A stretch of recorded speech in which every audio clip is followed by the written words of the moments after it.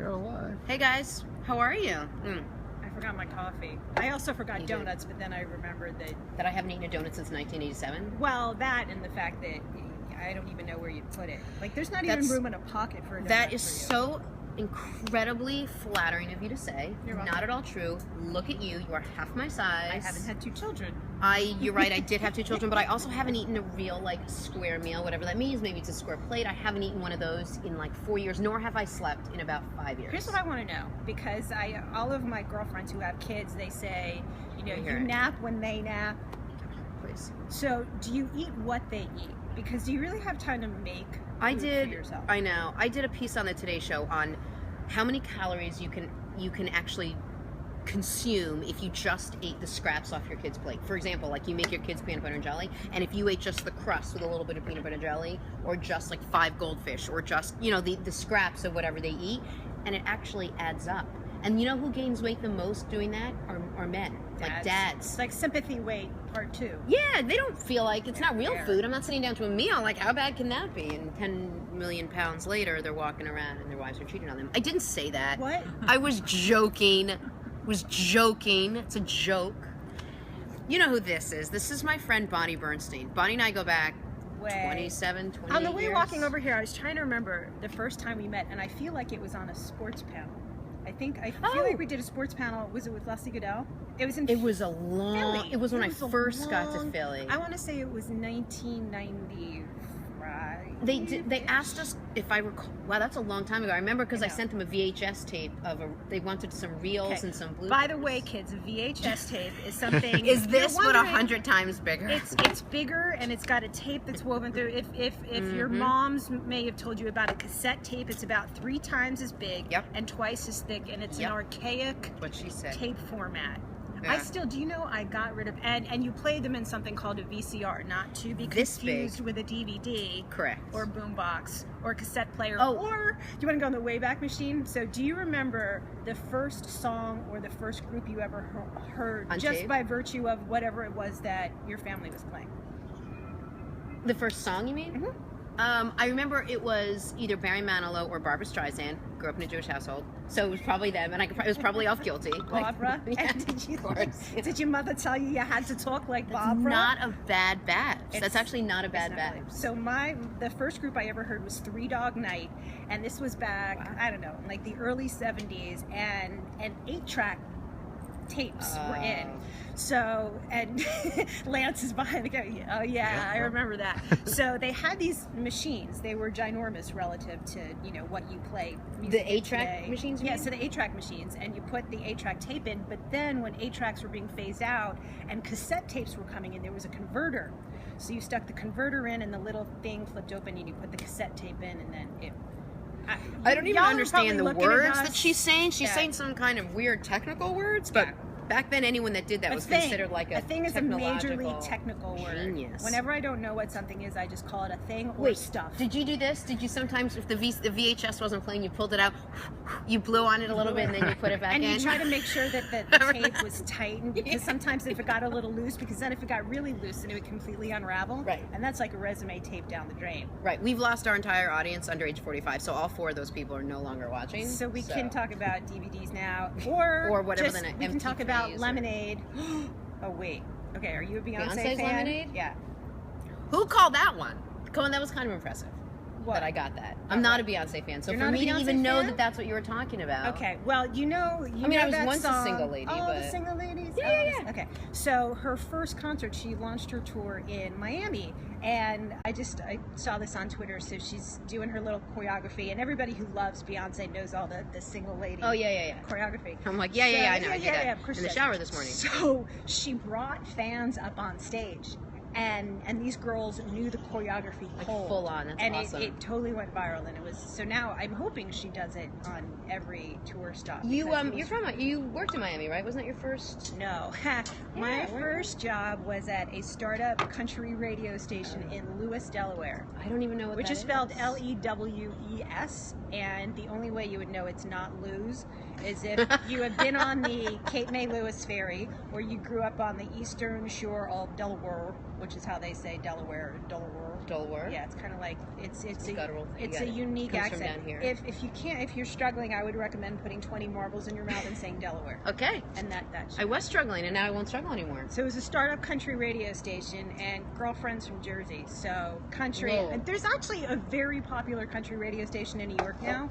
That I don't even remember what the frequency is, but yeah, every job I applied for, Elmira, New York, Youngstown, Ohio, couldn't get a same job. ones. I applied to all the same ones. I'm convinced there actually aren't TV stations in those markets, and you send tapes and they just send them back to make you feel bad about yourself. Well, at least you got them back. I never did. Did you always know you were going to go into sports, or did you start news? I started with news. I decided when I was 12 or 13 that I wanted to write for Sports Illustrated.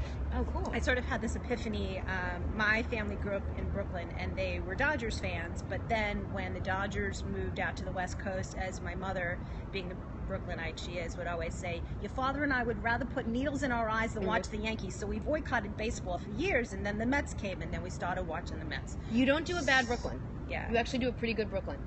I don't erase the R's on the end of words and add them to words that don't have them at the end as much as I should, but You kids better be writing this down if you ever want to speak like a Brooklynite. There was a and stay in school. Don't do drugs. There was actually a fascinating article on the derivation of Bernie Sanders' Brooklyn accent, because he's been in Vermont, 30 some odd years, and he hasn't even lost an inch of it. Right. Like, I went to Maryland, and I don't say Maryland anymore. I say Maryland because you sort of adopt. Right. Except that there was no subway system clearly in Vermont, because he came back looking to put tokens. Now, I don't know that he's been back, and he still thinks we use tokens in the subway. But it was really interesting that it was an accent that was a derivation of something from Europe. It's really interesting. I don't think Bernie Sanders' accent's going to go away anytime soon, but I can. No, but his campaign might, so we might have to say bye-bye to that accent. So I think he's probably going to add the hashtag Never Trump campaign. Yeah, I think you're 100% right Since with Cruz and Kasich can't do it on their own, they might as well. They're just going to bring anyone else that can come on in and join our cause. It's kind of like our version of walk-on tryouts for football. And you got nothing to do? Come on. You have legs? Yeah. Here we go. Let me just take a step back. Okay. At that first, whatever that was, that panel, whatever we were at, Leslie Goodell was, I put her on this huge pedestal. I knew everyone on that panel but me. I barely knew who I was, and I was just so honored to be there. And I was so in awe, I think, of you and of like Susie Colbert and of all these people that were just like a little bit ahead of me. And I was just sort of jumping in ever so delicately into this large world of female sportscasting, no idea what to expect. And we talked about this on the phone. So Bonnie's been a sportscaster for a long time, right? I know I did it for 12 years before I went to the Today Show, and I was there for like 8 years. So we're talking like prehistoric times.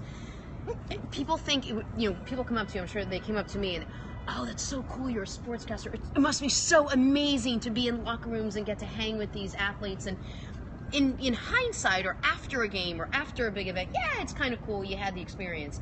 It's a lot of work. It's a lot of work. It is a lot of mental preparation. It is a lot of like statistical preparation. It is a lot of like maneuvering a locker room. It's a lot of politics.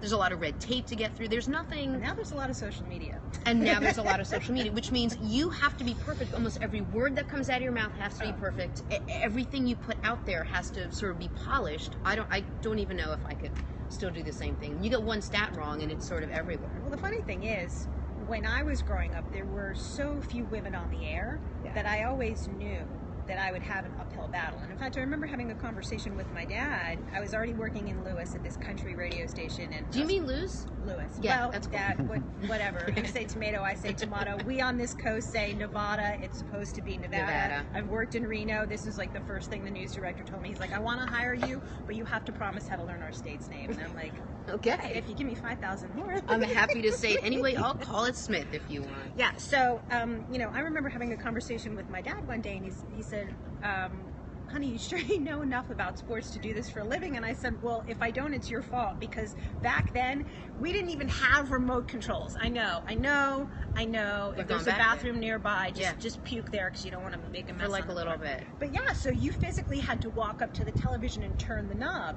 I tried to do this once on my own. I got my hand slapped. I knew I should never do this again. And so most of my childhood days were spent watching the Mets and the Giants, the football team, on TV. Yeah. So that was really my indoctrination to sports, and whatever I've gravitated toward is a byproduct of what my parents watched. Right. So I said to my dad, if I don't know enough about sports, guess whose fault it is? It's your fault, because I spent, like most of my childhood planted on the couch with you watching games. Yeah. So, I always knew there would be pushback, and make no mistake, my family's always been very supportive and amazing.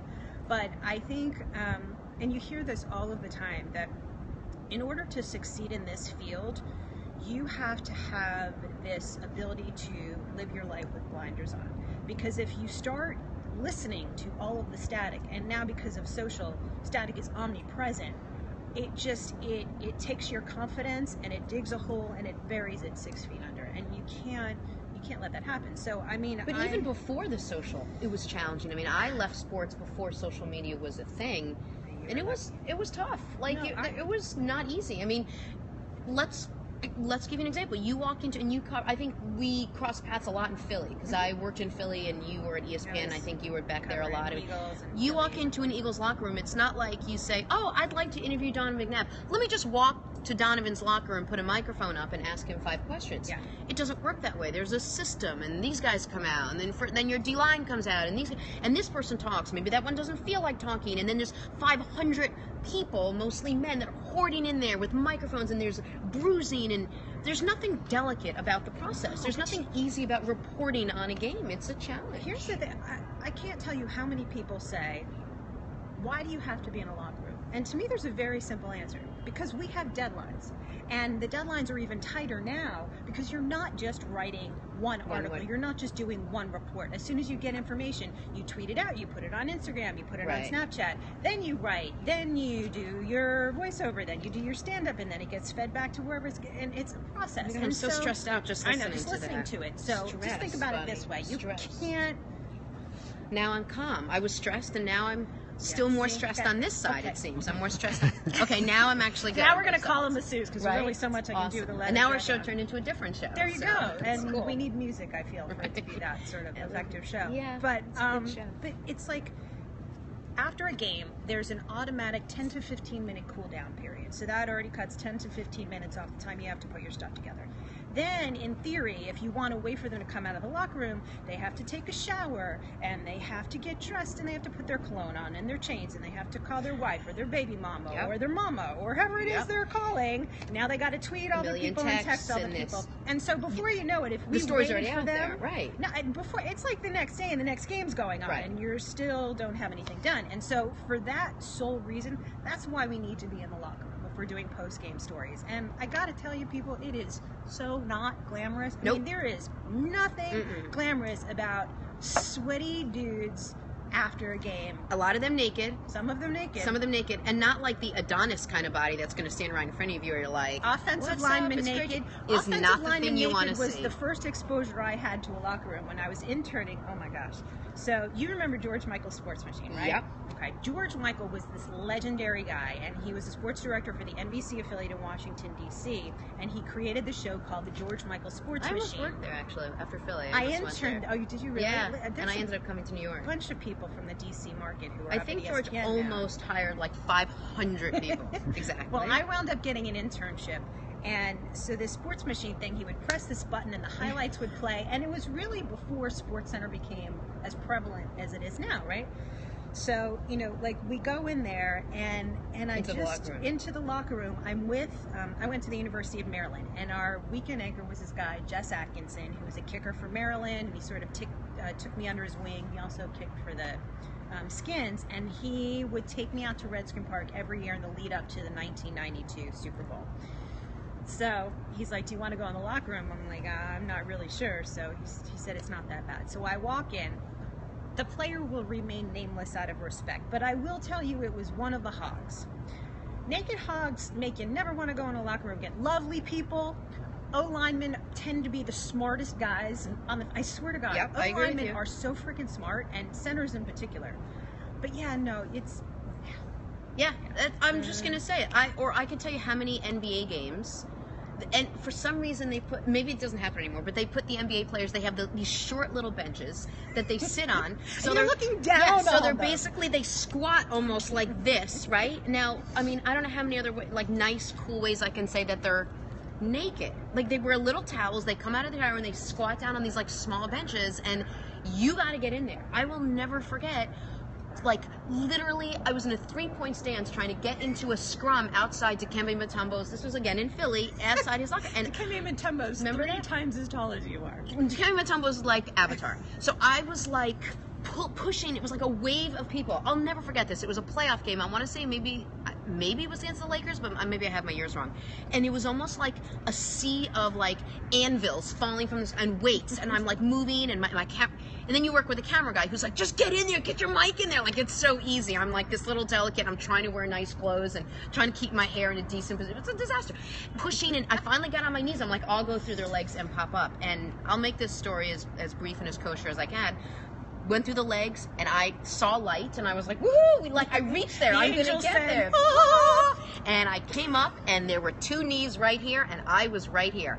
And I was looking at it, and I just took my mic. I had to do what I had to do, and I just went like that.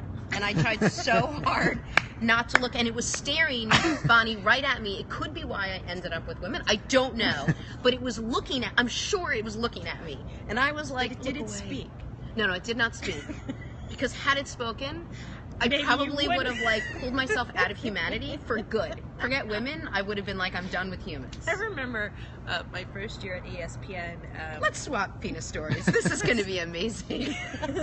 So I was out doing an M's game, and I think there was like, it was the Angels and the M's, and they were battling for the division or something like that. And I'm waiting to interview. It was probably, I feel like Randy Johnson or somebody like that. And it's pretty close to the bathroom. And somebody comes walking out of the bathroom, and I'm the only chick in the clubhouse, which really wasn't all that atypical. Right, it happens a lot. It happens. And towel drops. And I have good peripheral vision. I feel journalists in general have a good sense for what's going on. So, and he, towel dropped, just prancing in his This little is Randy? birthday suit. No, not Randy. Oh, okay. Another player to be Shake that visual, shake that visual, shake that visual, shake Oh, that yeah. visual. Okay.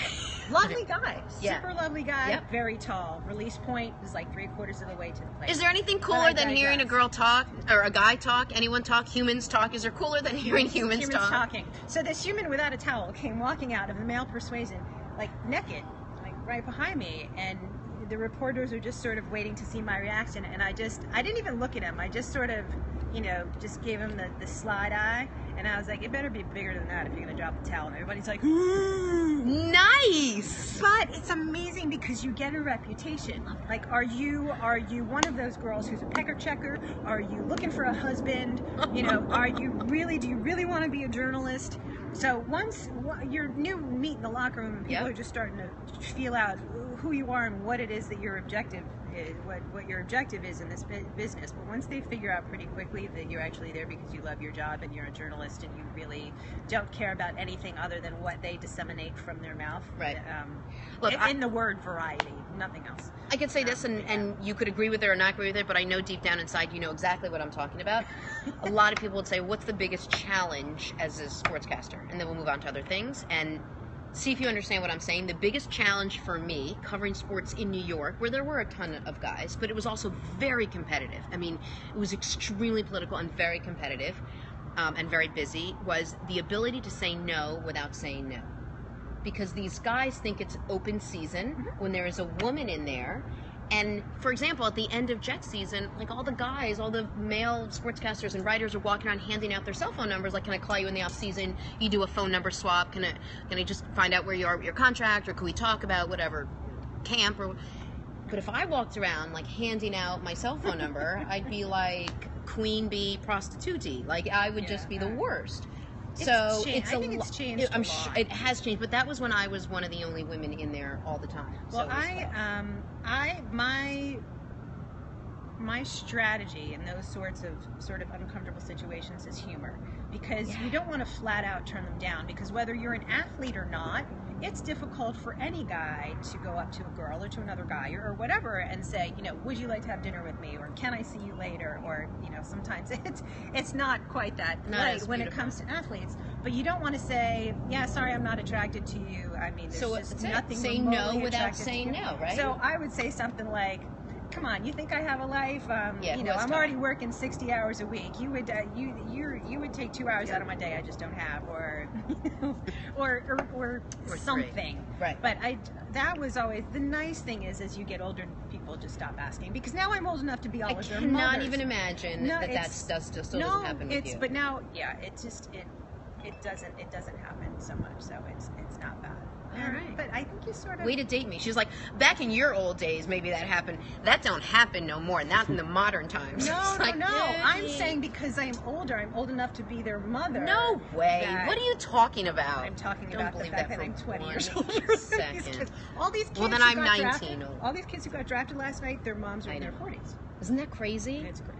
Isn't that crazy? Yes, it's crazy. Ay, Because your ay, kids ay. are how old? 3 and 2 and 1. 2 and 1. Yeah, but And they I'm got a 20-year-olds. I'm a very late bloomer. You're- I just bloomed late, I think, with everything. Yeah. So it's not as bad as it was, and I think it's in a really odd way. I think it's more acceptable.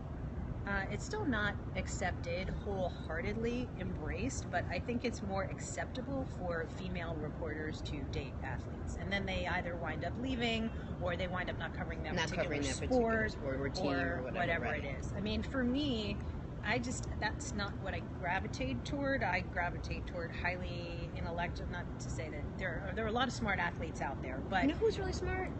Mike Messina was actually oh my pretty God, smart. super smart. Yeah. Stanford. We would actually. He was really into doing the New York Times crossword puzzle. Yeah, I remember that. And I'd be like, "Did you get it this week?" And Right. of course, he always did, and of course, I always didn't. Yeah.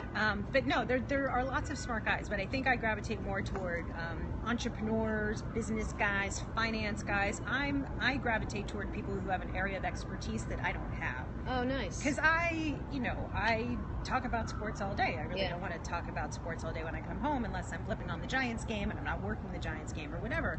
But a lot of women, this is their sole existence. They're Right. working in sports.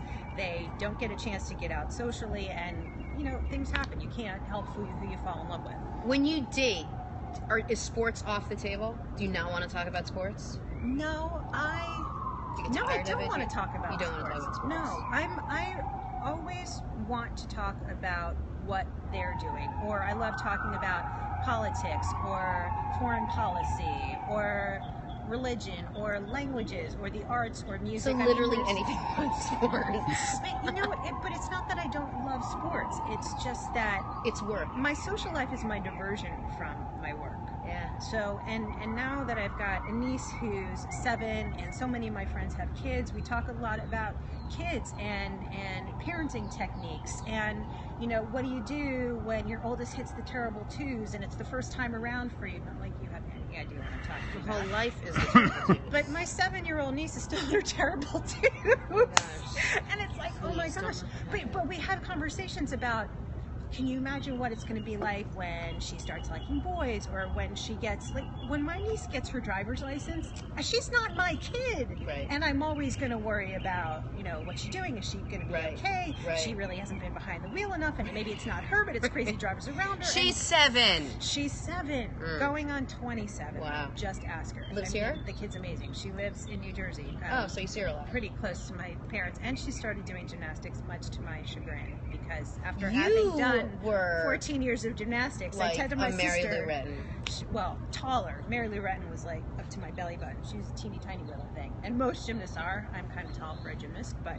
Very impressive, then. yeah. But she started doing gymnastics now, and she's got her handstands down. She's got her cartwheels and her round-offs. Wow. But it takes such a toll on your body. Yep.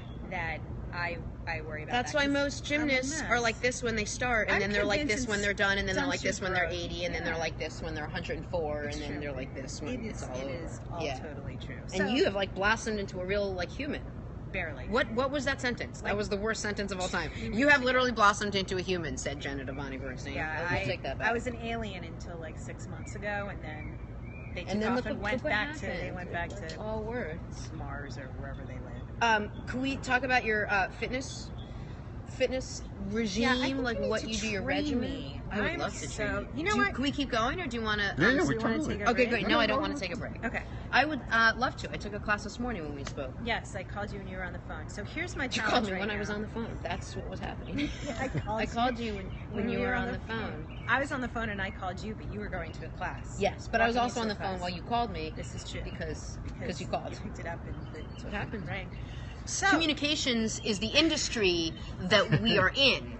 If you can understand that, that's what it's called. true. Communications. All right, so I have a question for you. I'll What's answer the it. longest you've gone without working out, not including like right after childbirth when you had to take it easy?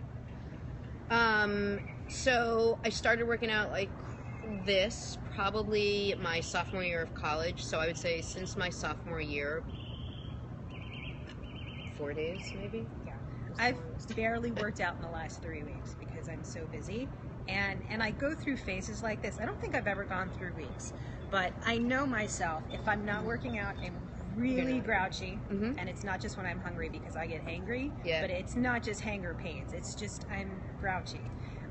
I feel terrible, and my body hurts more when I'm not working out. Yeah. It's crazy because I've had 4 knee surgeries, so I still From gymnastics? So, you know, keeping the surrounding muscles around my knee strong is really important. And doing yoga is really important because, and this totally makes sense now that I'm saying it, but I'm sort of a late adopter to yoga. But what I found is that yoga improves your hamstring flexibility. So when your hamstring flexibility improves, there's less torque on your knee. So for years after, and my 4th surgery was actually 10 years after I graduated from college, and it was just sort of a wear and tear thing. But I would lift and I'd have to ice my knee. I would bring an empty plastic bag and an ace bandage everywhere I went on the road. And the first thing I do is ask where the ice machine is on the floor where I'm staying, and I would walk around. It became this appendage to my body. And so when I don't work out, it starts aching again. Yeah. The problem is, I would say I have an addictive personality, but in a good way. When things start really going downhill, I don't turn to alcohol. I've never touched a drug in my life. I turn to exercise. It's incredible. That's good, but if I get out of the habit, it's hard to get back into the habit. Once you're in it. So, you know, when they talk about drug addicts and you start doing it and then all of a sudden you can't live without it, they say a habit forms after 60 days. If you do something consecutively for 60 days, then it officially becomes a habit. I don't need that much time, but I'm telling you, Jenna, if I don't work out in the morning, I will find every possible excuse. Oh, I'll do it tomorrow, or I'll do 2-a-days the next day, or I'll work out extra hard tomorrow, and it never happens. So, like, I'm in this rut. So I need you to. So, what do you tell me? What your workout is? What do you like to do? Because I'm sure a ton of people are in the same rut where I don't find the time. Who has the time? Well, if I need to I've actually in the last month or so, I've created a little gym in my house. So I got a core ball, I got a set of 10-pound weights, I got a set of 8-pound weights, I have a yoga mat, and I have a resistance band, and I have a foam roller. Good. And it's a collapsible foam roller, so I actually take this on the road with me all of the time. And so I always have to be multitasking, and I'm sure you're like this with the kids too, because you always have to be answering the phone or answering an email, and you got a kid in one hand. Yeah, I'm changing a diaper right now. You're changing. Yeah. See, I knew something weird was going on. What's going on over here? Exactly. That's okay. Yeah. That's so, okay. What I've decided is that if I need to catch up on SportsCenter, or if there's a 30 for 30 film I want to watch, or if I want to watch a new show. Oh my God, you're like my best friend. I love everything you love. 60 minutes. Can we hang out? Absolutely. I want to watch SportsCenter. Well, since Wifey's on the road all the time, we can just catch up on our shows. I would love that. So, and it's like I watch Scandal, I watch Nashville, there's something else too. You do Madam Secretary? Madam Secretary Obsessed and Empire. with Madam Secretary. Yes. I haven't gotten to Empire yet, but obsessed with Madam Secretary in a good way. So instead of just sitting on my couch eating bonbons or popcorn or whatever, I'll multitask. So I'll hit the foam roller while I'm watching Meet the Press or a news show or something I don't necessarily have to watch. So I'll do yoga while I'm doing that. I'll do sit-ups on my core ball. I'll take the great thing about resistance bands is you can take them on the road with you too, and with handles all you have to do is slip it right under the door. Yeah. And so I do all of this work, because I have bad rotator cuffs from gymnastics. You can slip your foot into the handle and just do like leg extensions. Look at this. And adductor, I'm being schooled. stuff. I love it. So it's you know what you're telling me, right? So you do adductor, abductor stuff. So you can do everything. And so I don't have a ton of space. in my Now I'm apartment. now you can do it because I Okay, now I need to stand up. Do I need to stand up? I don't know. You're the So fitness I'll instructor. take, you know what, I should have brought it with me. So even if you haven't. Okay, now I'm upstairs. You can do it. Now I'm upstairs. So I could, you're upstairs. Yeah, you can do anything. So you can tie a resistance band around a tree, Yep. around a bedpost, around, you know, a chair. And if the chair is too light, just put your suitcase on top of it to Anything. give it some weight. And it's amazing because people always say I'm wearing layers, but the way I get my arms really toned is by simply doing resistance band work. I don't even have to lift.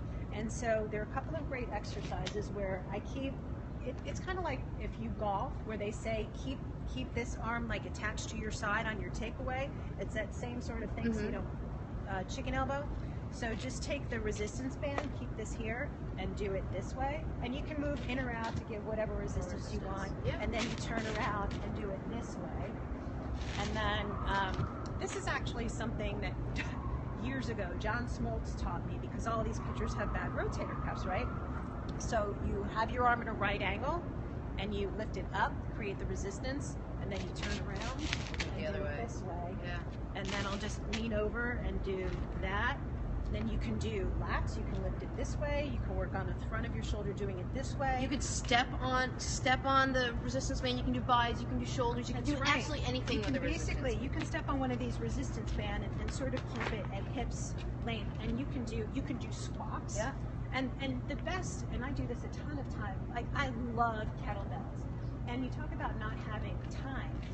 Anytime you can do something that's a full body exercise, that basically cuts your workout in half. So one of my favorite workouts is, and I sort of call it my my adaptation to CrossFit. I'll do 20 straight minutes of like super hard rowing on the rowing machine. And then I'll take kettlebells and I'll do 2 different drills. So I'll alternate 2 minutes rowing and 2 minutes doing as many reps as I can, or AMRAPs as they call it in CrossFit. Yeah. So you start with a kettlebell between your legs in a squat.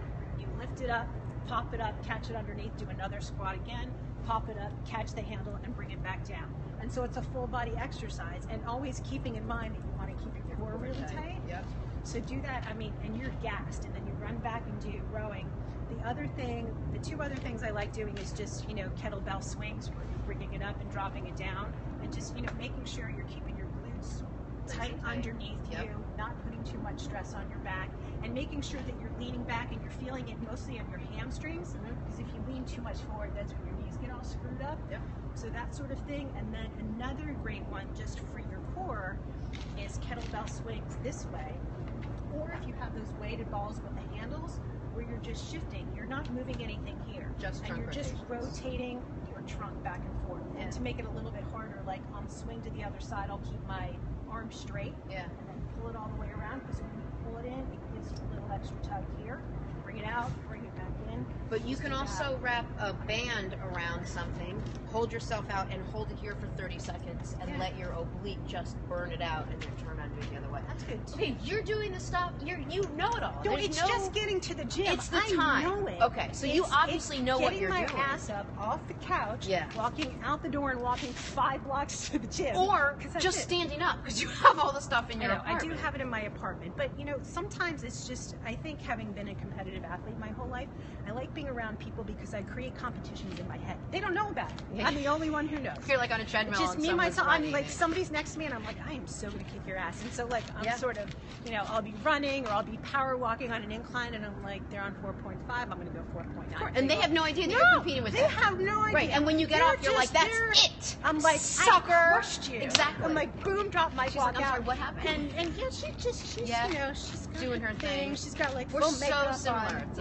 it's a hilarious. Yeah, that's way more than you needed to know. But the challenge is just actually doing it right Getting now, up and because I doing it. just like I will find a million excuses, and that. But you said it. It's about just doing it one day and then doing it the next day and getting yourself Getting into a back. rhythm. But But you you know, look, the can I other- just say, without seeming creepy, you look amazing. Your body looks incredible. You look so Well, toned. that means a lot for me. I haven't had the chance to. I know your book's been doing really well. Oh, that's nice of you. But I'm always looking for. I lost 35 pounds on it. Did You you lost really? 35 Oh my pounds. God, Lance, that's awesome. You do look like you've lost weight. I I'm lost- sorry I didn't that's okay. compliment you Hey. sooner. You should be complimenting me. It was Yeah, my it was all- book it was that all helped. her. He did nothing but I literally You did nothing. did an awesome Thank you. job. You're You're welcome. so So is that incredible. how it works? Like, do you lose weight if you just read it? Yeah. Kind of, yeah. Well, look, you could see he lost weight in his eyes. His eyes are smaller than they were before, as you can see. They're Right. No, the most there's important gotta be part for like me was the not having the carbs after 6 o'clock. simple carbs, simple carbohydrates. I actually interpreted it as no carbs. Well, that's why you lost 35 pounds. But there are certain things. It drives me crazy when I go home because as your parents get older, I don't know, if you have one parent, two parents, whatever. I find that as my parents get older, I constantly worry about them. And nutrition is so much a part of it. I mean, neither one of my parents has diabetes, but there's all sorts of research that people who are diagnosed with type 2 diabetes, simply by exercising and changing their diet, they can get off medication altogether. So nutrition is such an important part of your lifestyle, but it's like anything else. It's habit forming. Yep. So my family has white bread in their refrigerator. I cannot tell you the last time I bought a loaf of white bread, a loaf of wheat bread. I don't eat bread unless I'm at restaurants, and that's my little treat. Like I have these low carb, multi-grain wraps that I use for everything. Egg wraps in the morning. I'll make a pound of, I actually have this great, and you wouldn't even know it's ground turkey, but I'll make a pound of ground turkey every week. So I'll use extra virgin olive oil, saute shiitake mushrooms, onions. Once that's cooked up pretty well, chop up sun-dried tomatoes, add in the turkey. Here's the secret ingredient. No, the secret ingredient is Trader Joe's. Yes. So I'd like some sun-dried tomatoes with a side of turkey. No, it's Trader Joe's light champagne vinaigrette. Trader Joe's, it's right up the street on 72. Yeah. So you add it, and it just gives a little bit of tang. You might as well say it again, because I'm sure people will do this. Pound of ground turkey, not the 99% fat-free, but the 94%. Because you want a little bit. You want a little bit of something. Juice. Saute onions and mushrooms and sun-dried tomatoes and olive oil, and I just I'll put the cover on it, let it simmer for a little bit. Then I'll add in the ground turkey. Basil, oregano. I never use salt or pepper. The only time I use pepper, this is really weird, is if I put cottage cheese inside an egg white. It's my version of deviled eggs, and I'll add a little pepper to it. But I never use salt and pepper. You say that as if that's something a lot of people do. It's so You are good. the only Homo sapien that has ever done that, ever in the history of the world. I'll explain this in a second. So yes, Homo sapien.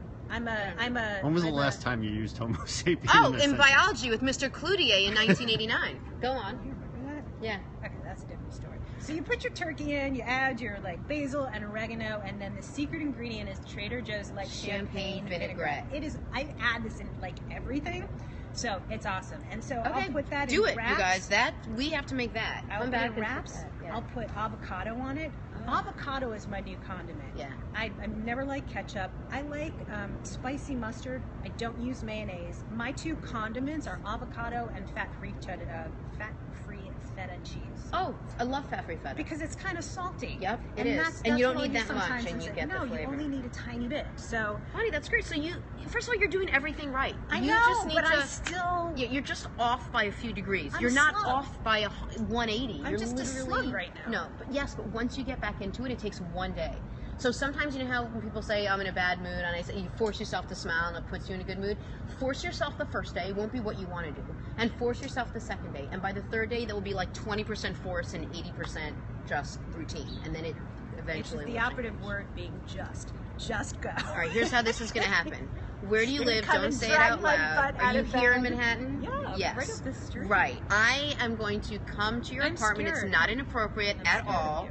Wifey's away. I will wear clothes, and we're going to work it out. I don't have to, but I will. Last time she went someplace, she missed the first segment. She actually did not. You didn't have your No, clothes it's on. because my little one threw up and got car sick, and I had nothing, so I had to take my shirt off, and then I drove the rest of the way in my bra while she was in her diaper in the backseat. Literally was on the sprain in my bra, full on just a bra, not like a sports bra or a tank or a cami. These are all fancy words for a bra. Just a full regular bra. You do driving know there's on a the naked highway. cowboy in Times Square, and all he wears is underwear and he plays guitar. Yes, but he's been doing it so long that it's totally appropriate that I walk by him now and don't even. I'm like, hey Ed, what's that? How you doing? But do you stop to see the little, what are the little yellow things? Big Bird? No, not Big Bird. From the movie. Oh my. Oh, the Minions. Minions. Yeah. Oh, my niece would kill me if she just said one of those that little was things. terrible. I took a selfie. Okay, if Did y'all they charge never, you $8? Yes. So if y'all have never been the to New York and you worst. come and you hang out in Times Square, they have Spider-Man, they have Cookie Monster. Sounds like a great deal. Yes. Yeah, And so take you're a like, picture. oh, I'm gonna go take a selfie with a minion because my kid will think I'm the coolest ever. And then when you don't tip them, they attack you like savages. Hand comes out. Hand comes out like this. If someone has called me 45 times, so I'm going to do something totally appropriate and just say, on the air. Who is it? No, you gotta say. Doing. See, I just want to start calling people. I know. Okay, there we go. Done. Is it okay? Yeah. No, I don't even no- care. No fire to put out? No, as long as it's not from either Steph or anyone. Or All your right. children. We're good. If your children start texting at this age, If this it's- was Harper, you'd be sitting here by yourself right now because she has somehow taught herself to How type to and then text. texted me and then learned English. So all those things happened in the 1 hour that I left to It's come possible. do this. She could be super baby. So yes, if you take a selfie with the Minions or Cookie Monster or Spider-Man or whatever, and they put their hand out and you ignore them, then they come over and they do this. Yeah, it's really bad. And Well, then they accost you. yeah. And I don't know where the Then cops they are. donkey kick your face. So you don't ever want it to get to the donkey kicking part. But it's a lot of badness that I happens would if you like don't to tip them. see a Minion donkey Kick your face. face. They do it with their tushy. Because they buttle up against you and then they donkey kick you right out of the This shot. is a good visual. It's It's a good pretty visual. safe place. No, see now. That being said, we've come visit taken Times this- Square. Nothing better. Yeah, baby. I only go to Times Square if I'm going to see a show. I don't go anywhere near the No, it's theater chaos district. right now. It is chaotic. Although, I mean, I grew up in New Jersey, so spending a lot of time. We would come up for birthdays and anniversaries or special occasions. My dad would take us out to dinner and see a show and stuff. And I just remember Times Square in particular being so. And this was like if you're from this area pre-Rudy Giuliani. And it was filthy and crime-ridden and full of neon and prostitutes. Do you remember these days, Lance? Yes. The Just like they days were of yesterday. No. So Rudy Giuliani comes in. Disney makes a big investment in Times Square, and the place is phenomenal now. But it's still, if I'm going to London, of course I'm going to see Big Ben, the Parliament. I Right. totally sound like a vacation. Look, kids, Big Ben I Parliament. can't get left. Still trying to get left. Big Ben, Parliament. Big Ben, look, kids. Look, kids. So of course you're going to do like Big Ben, Parliament. So They're like, what is that? when you come to the States, it's like do the double You deck have to bus do tour and you Times have to do Times Square, Right. and so it's like the entire world of tourism converges upon Times Square, and you're just trying to get to a meeting. Yeah. And I can't.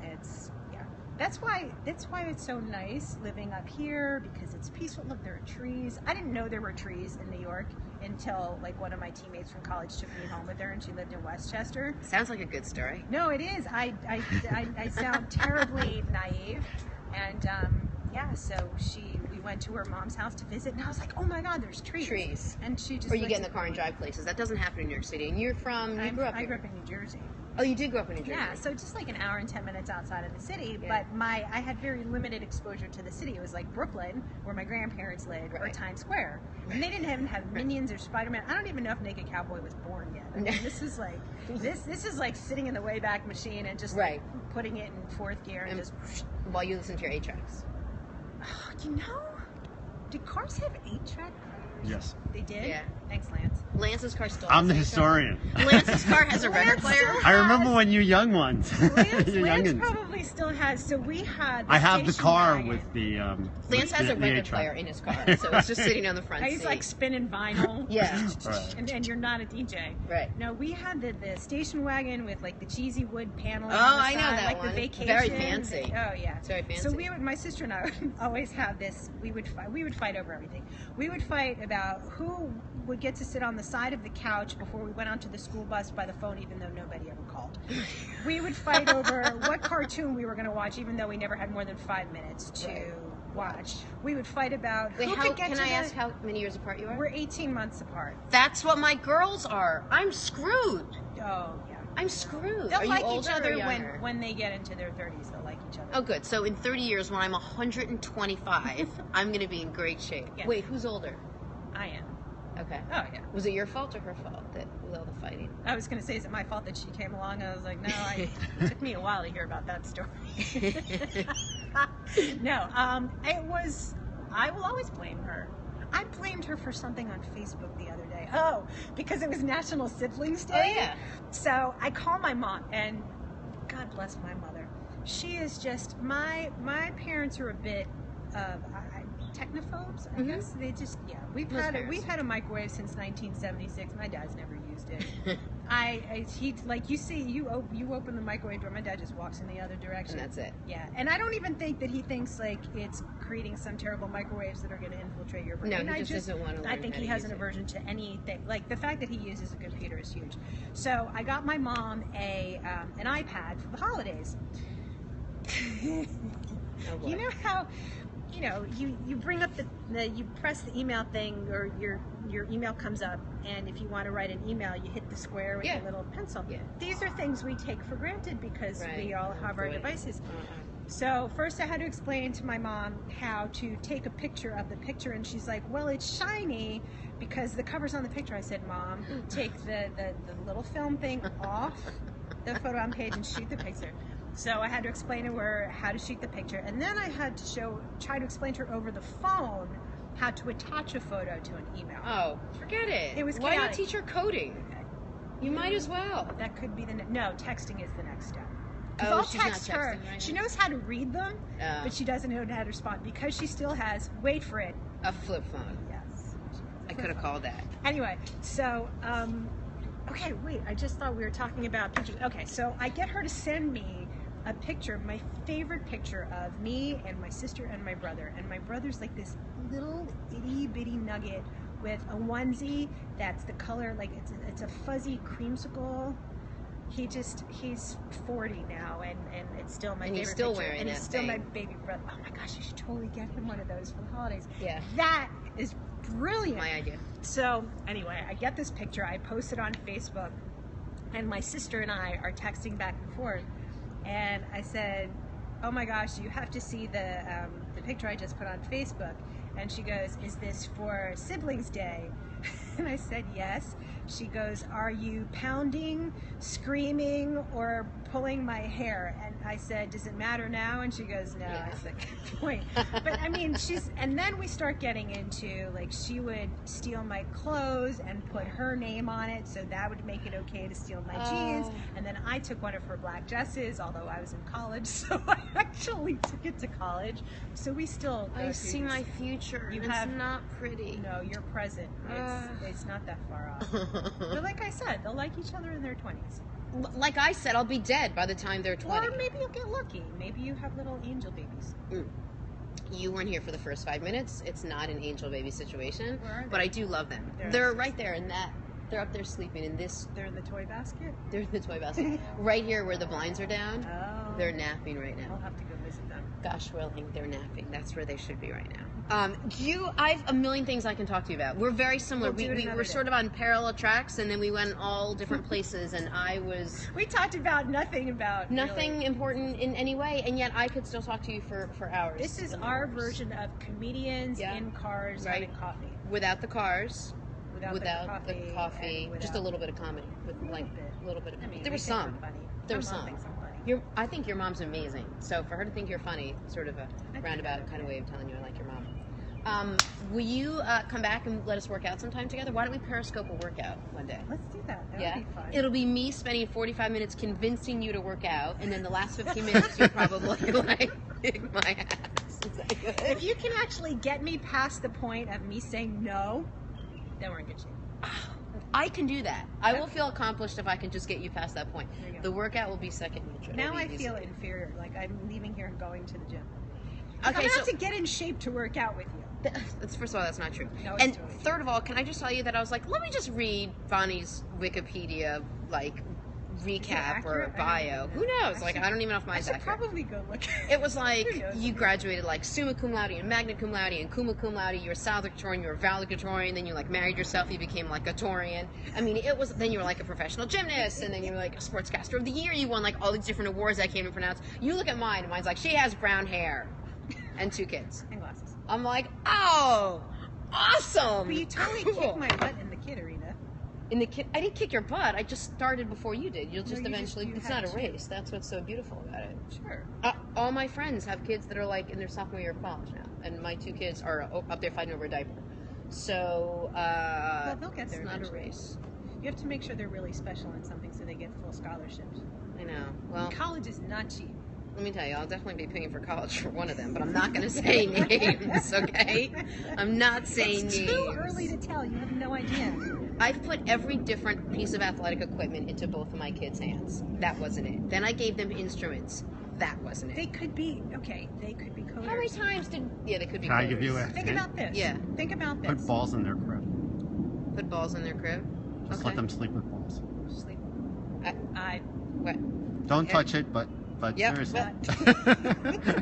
That is it. You do know it's the Going wrong to a household for that. Danger. Right. It's definitely the wrong. Okay, but think about it this way. So I love when Bonnie can make the joke before I do. Like, I'm tired of making lesbian jokes. Well, no, I met you guys. Well, I met you guys before you even got engaged. At Oh, Andrew's God. party years Um, ago. I didn't even know.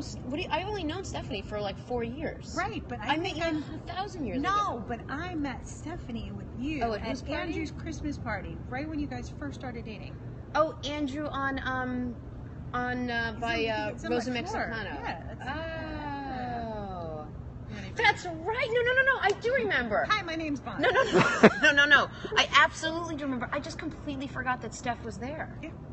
Not that she isn't a big part of my life. I just completely forgot Not that she that- was with yeah, me. yeah. Oh, that's right. That was. I mean, I think that was when you first Yeah, started that. dating. Yeah, she didn't even live here at the time, so absolutely. She was traveling. She was like traveling, she does like now. she is now. Yeah, exactly. Okay.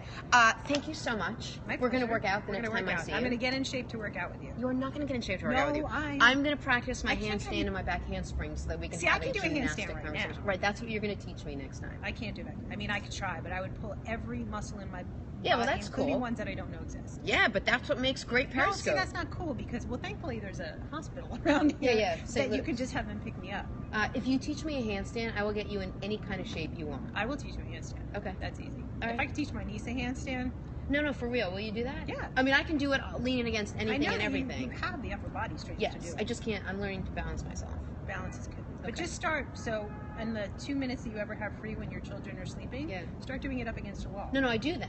And I can come off of it and I can stay there for like 20 seconds. But I can't just come up and not. Like when I water ski, when I go slalom, I drop one ski and then I can ski all day. But I'm not good at getting up on one ski. You know what the key is? Hashtag really interesting conversation. The key is, Oh, here we go. So- Oh, yeah. Check this out. I think people just try to kick up into it right away. Are you going to show me how you do it? This is that. Wow. People Wow. try to do that. Yeah, that's what I But the do. key is, and you have enough leg strength and enough arm strength, is that you do it slowly, where you sort of get your bearing, and then you bring your legs together. Okay, let's see. Yeah. See, I'm used to. I guess I'm gonna have to do it too. Yay! You live in no fear that your shirt's gonna come up? I live every day in fear There's that my nothing. shirt's gonna There's come up. nothing in there. Let me try. Good.